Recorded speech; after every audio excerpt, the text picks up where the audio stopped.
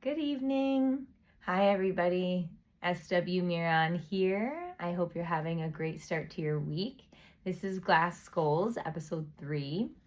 If you have never joined us before and you are joining us now, thank you so much. Welcome. Happy to have you.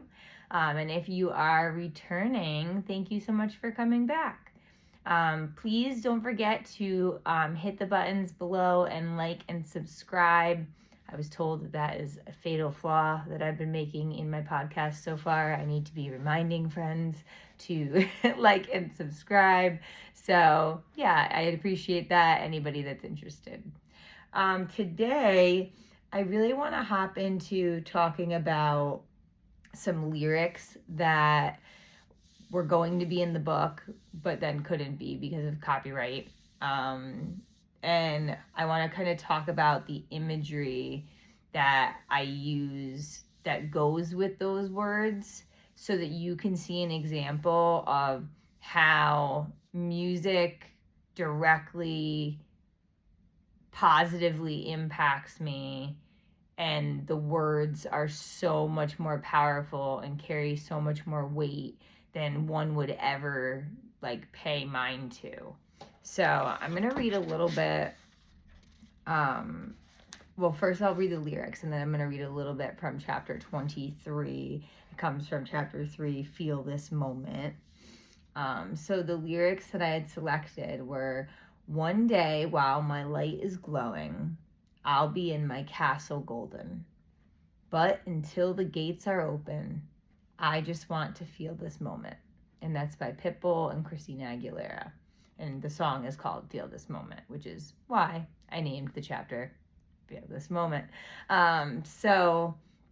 Okay, at face value, those words, they're pretty. It's a pretty song, but I don't think too many people might hear these words and then interpret them the way that my brain did. But so let me read you a little bit from the chapter, and then I can kind of talk a little bit more about that. My eyes are closed for the imagery part of this exercise. I can picture words to the song playing in my head and feel this so strongly. I'm imagining wearing a skeleton key necklace that will eventually light up and glow when it is my signal to come home, wherever home ends up being.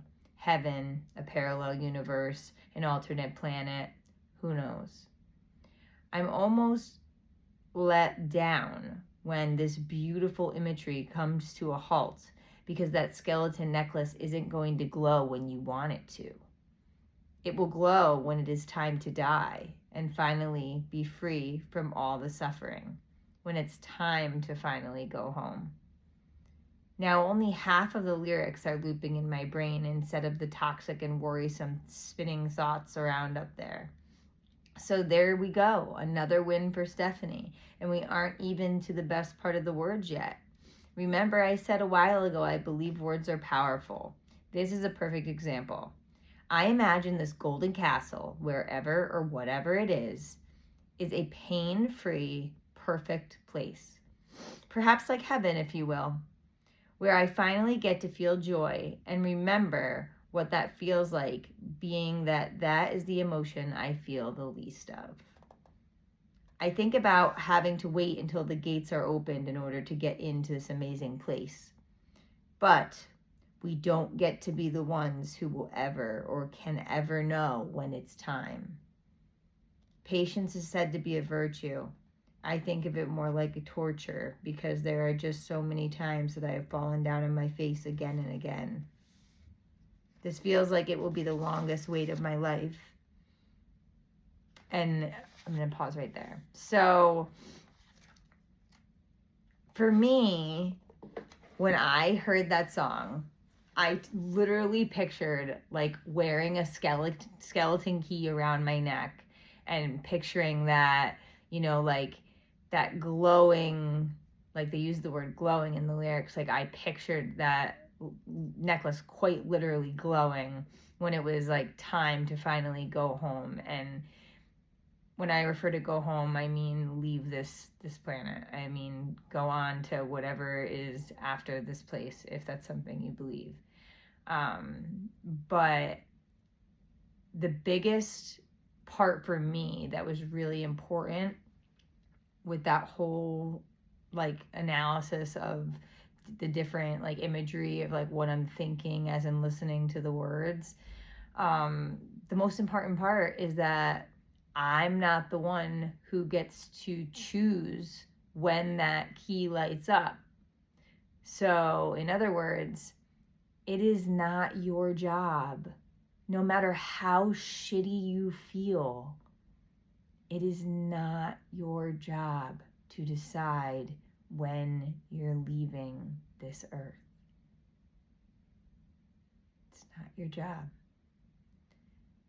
I'm a 2-time suicide attempt survivor.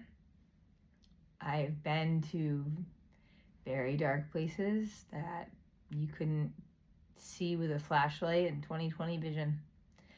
And, you know,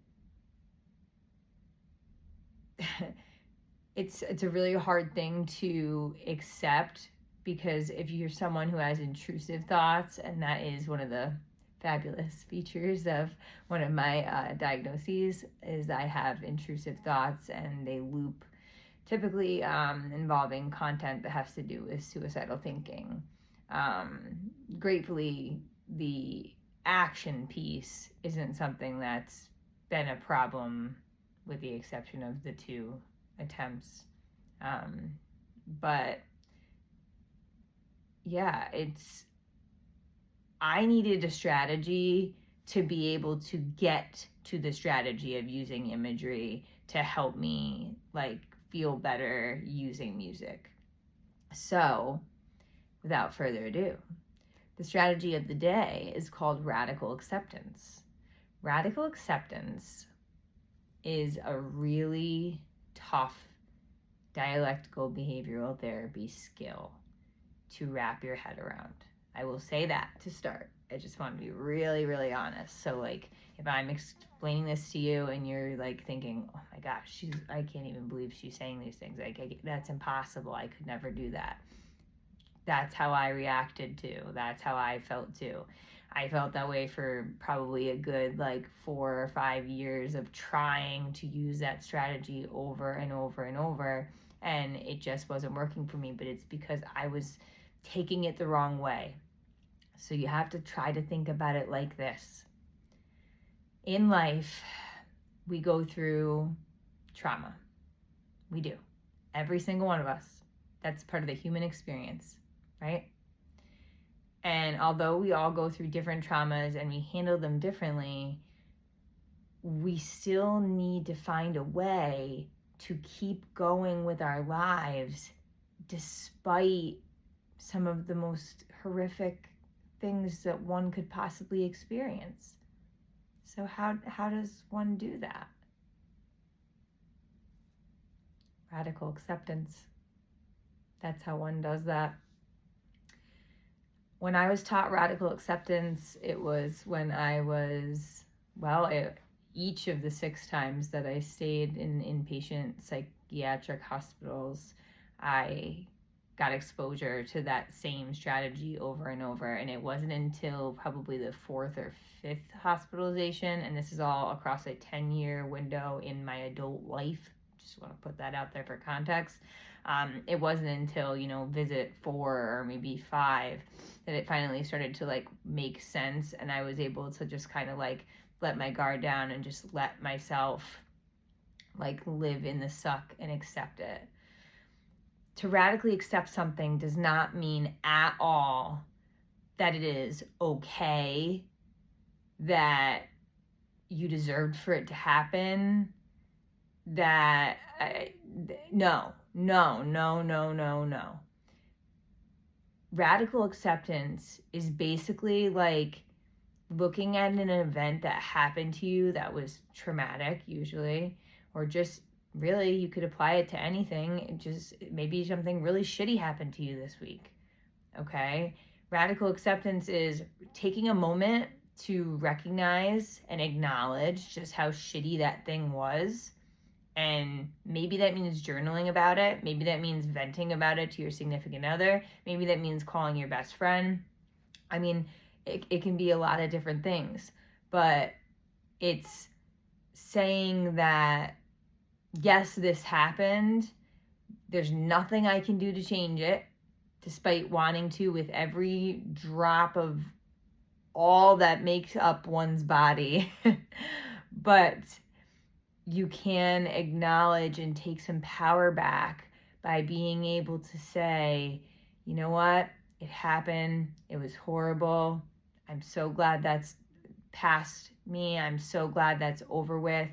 And it will never be okay.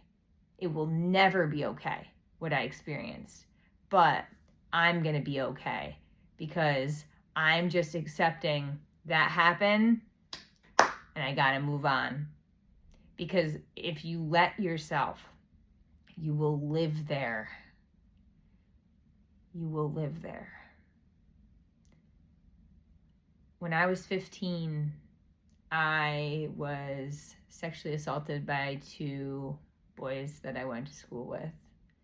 And a lot of my high school experience I was robbed of because of the logistics, we'll say, around everything we were navigating when we were trying to pursue a court case or things like that.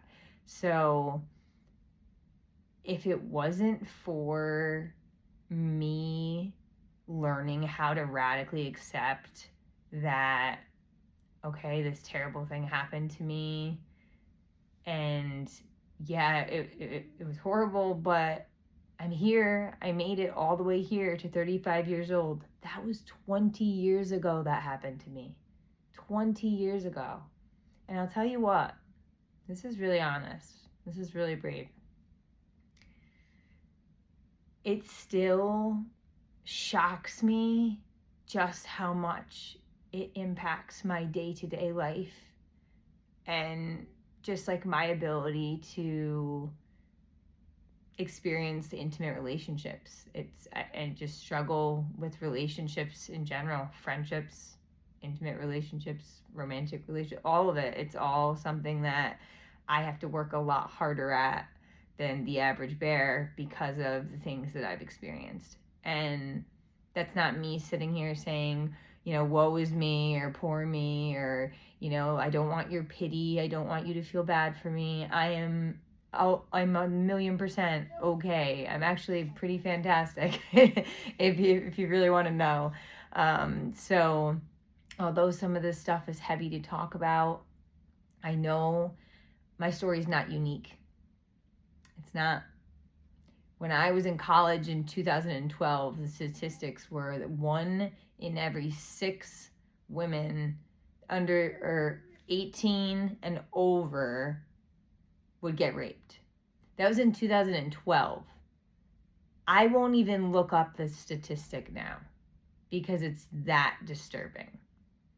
Okay, so it's clearly still something that is like very sensitive to me and is on my radar kind of at all times.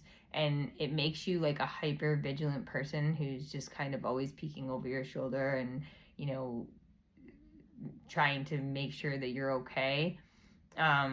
But you learn to go on.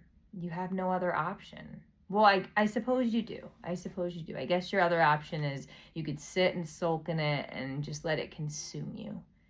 And what a beautiful waste of a life that would be. Especially when it's something that's not your fault. Right? No matter what. I don't care. I don't care if you had a short skirt on. I don't care if you had too much to drink. I don't care. Okay? No one has the right to do anything like that to another human being under any circumstance. And if it wasn't for something like radical acceptance, I don't know. I don't know where I'd be. So that's why I wanted to share it with you all tonight. It is a tricky one. It is, remember, it's not saying it's okay. That's the number one thing, because I used to get stuck on that and think, oh my gosh, these therapists want me to like just radically accept that, I was raped. Like, that's like saying it's okay. It's not saying it's okay. That's not what radical acceptance means, I promise. It's just acknowledging and moving on. Acknowledge, let go, move on. Because if not, you'll stay stuck there. And stuck there is not a good place to be. So, well, I think we're out of time. Time flies. But thank you so much for listening. And if you have a chance, hit that follow or subscribe button, or even leave a comment. And I look forward to seeing you guys next week. Thank you so much. Bye.